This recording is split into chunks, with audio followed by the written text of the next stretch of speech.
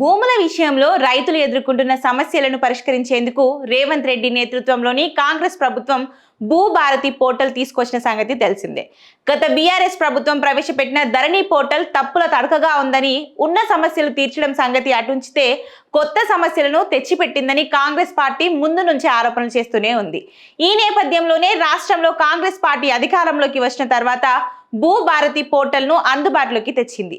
ఈ క్రమంలోనే తాజాగా ఇంటిగ్రేటెడ్ భూభారతి పోర్టల్ ను తీసుకొచ్చిన రేవంత్ రెడ్డి సర్కార్ ప్రయోజనాత్మకంగా మొదట పైలట్ ప్రాజెక్ట్ కింద 5 మండలాలలో అమలు చేయనుంది. ఈ నేపథ్యంలోనే వచ్చే నెల ఏప్రిల్ 2వ తేదీ నుంచి ఇంటిగ్రేటెడ్ భూభారతి పోర్టల్ ను అమలు చేయనున్నట్లు తెలంగాణ రెవెన్యూ శాఖ మంత్రి పొంగులేటి శ్రీనివాస్ రెడ్డి తాజాగా స్పష్టం చేశారు. ఇందుకోసం ప్రయోజనాత్మకంగా 5 మండలాలను ఎంపిక చేసినట్లు తెలిపారు.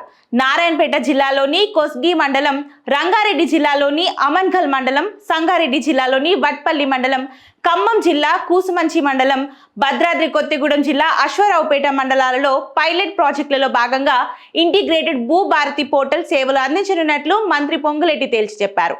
తాజాగా సెక్రటరియట్లో రెవెన్యూ, స్టాంపులు, రిజిస్ట్రేషన్తో పాటు ఎస్ఐవి అధికారులతో మంత్రి పొంగులేటి శ్రీనివాస్ రెడ్డి సమీక్ష నిర్వహించారు. ధరణి పోర్టల్లో ఉన్న సమస్యలను పరిష్కరించేందుకు తమ ప్రభుత్వం భూభారతి పోర్టల్ను తయారు చేసినట్లు తెలిపారు.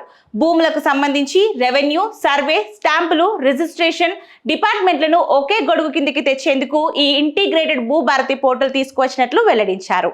భూ లావాదేవీల వివరాలు పూర్తిగా కనిపించే పారదర్శక వ్యవస్థగా ఇంటిగ్రేటెడ్ భూభారతి పోర్టల్ను మంత్రి పొంగులేటి అభివర్ణించారు. భూమికి సంబంధించి ప్రతి ఒక్క సర్వే నెంబర్కు మనుషులకు ఆధార్ నెంబర్ లాగానే భూములకు భూధార్ నెంబర్ను కేటాయించనున్నట్లు మంత్రి స్పష్టం చేశారు. వ్యవసాయ భూములకు సంబంధించి రిజిస్ట్రేషన్ సమయంలోనే సర్వే మ్యాప్ జత చేయడం ఈ 5 మండలాలలో అమలు చేయనున్నట్లు తెలిపారు. పైలట్ ప్రాజెక్ట్ విజయవంతంగా అమలు చేసిన తర్వాత ఈ ఇంటిగ్రేటెడ్ భూభారతి పోర్టల్ను తెలంగాణ రాష్ట్ర వ్యాప్తంగా అమలు చేసేందుకు రేవంత్ రెడ్డి ప్రభుత్వం కసరత్తు చేస్తుంది. రైతులకు సులభంగా సేవలు అందించడం, భూ వివాదాలకు పరిష్కారం చూపించే దిశగా ఈ ఇంటిగ్రేటెడ్ భూభారతి పోర్టల్ ఒక కీలక అడుగని కాంగ్రెస్ ప్రభుత్వం చెబుతుంది.